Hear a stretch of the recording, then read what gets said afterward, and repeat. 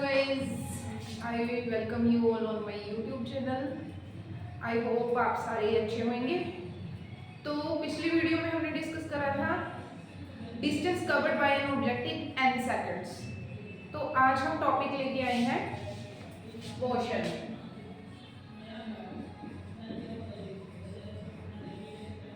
तो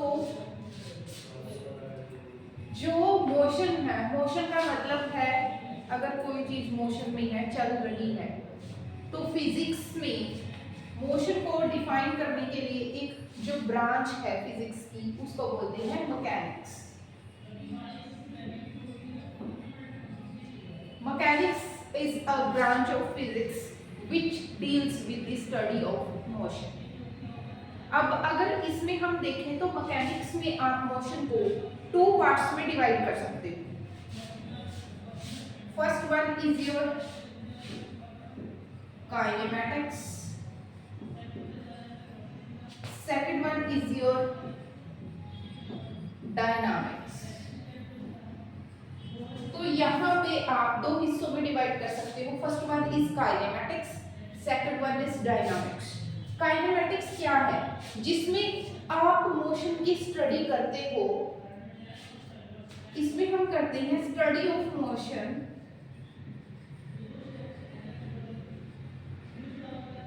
इसमें भी हम करते हैं स्टडी ऑफ मोशन डायनामिक्स में।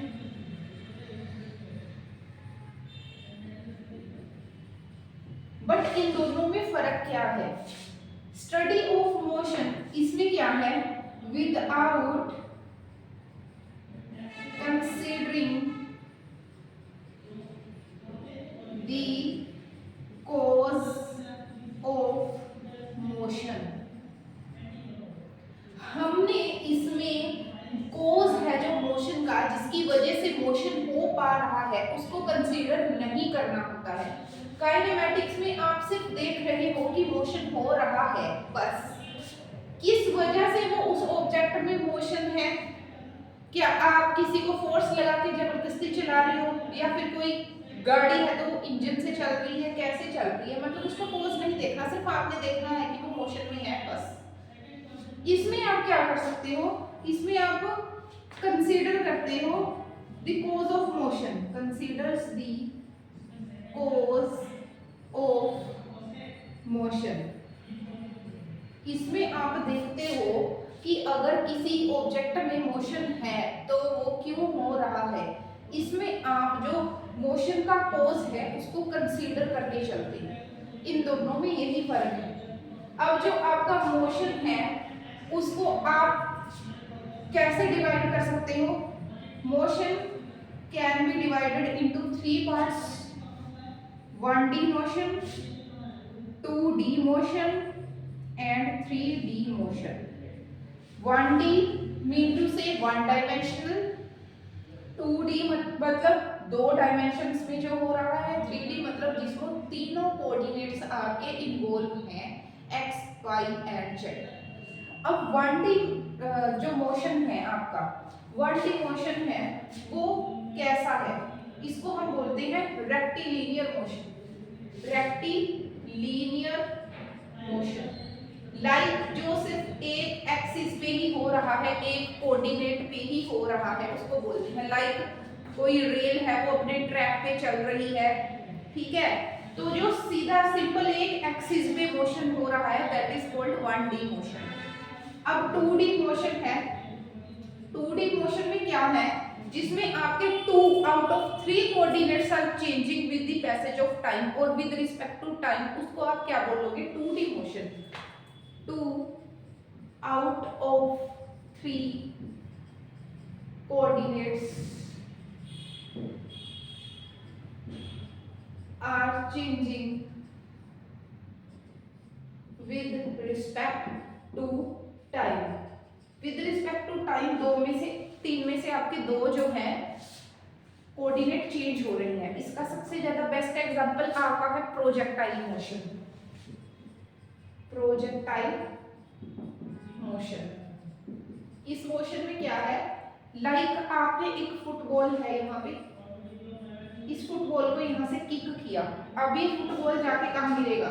ऐसा कोई पाथ फॉलो करेगा, कर्व्ड पाथ फॉलो करने के बाद यहाँ पे आगे एक मैक्सिमम हाइट को अटेन करेगा और दोबारा कहीं पे जाके एक वर्टिकल जो एक आपकी हॉरिजॉन्टल रेंज, एक जो हॉरिजॉन्टल ये डिस्टेंस है, इसको कवर करने के बाद यहाँ पे आके लैंड हो जाएगी। तो सबसे अच्छा डिस्क्राइब करता है 2D मोशन को, कोई गेंद है तो यहाँ से आपने किक किया उसको, इसने एक पाथ, ये देखो कैसे हो रहा है, ये ऊंचाई के ऊपर भी जा रही है, इस एक्सिस पे भी जा रही है और इस एक्सिस पे भी बढ़ते जा रही है। अगर हम यहाँ से इसको देखना शुरू करेंगे तो देखो ये ऊपर इस एक्सिस पे भी बढ़ रही है और साथ ही साथ इस एक्सिस पे ऐसे ऐसे ऐसे यहाँ से बढ़ के यहाँ पे भी अपना एक मैक्सिमम हाइट इसने अटेन करी, फिर यहाँ पे इस एक्सिस पे फिर से कम होने लगी, इस एक्सिस पे भी जा रही है और इस एक्सिस पे भी जा रही है। दो एक्सिस पे जो काम हो रहा है, मैक्सिमम हाइट एक अटेन करने के बाद ये दोबारा से लैंड कर जाती है। ठीक है, तो इसकी बेस्ट एग्जांपल होती है ये 2D मोशन की। अब आपके पास है 3D मोशन। 3D मोशन में क्या है, जहां पे आपके 3 out of 3 coordinates are changing with respect to time। समय के साथ साथ तीनों के तीनों x y z कोऑर्डिनेट्स पे जो भी आपने रखा है वो टाइम के साथ चेंज हो रहा है, तो आपका मोशन क्या है 3D। जब भी हम स्पेस में चले जाते हैं, स्पेस की बात करते हैं तो वहां 3D motion. For example, A bird flying in the sky, A bird flying in the sky, motion of an aeroplane in space, motion of an aeroplane।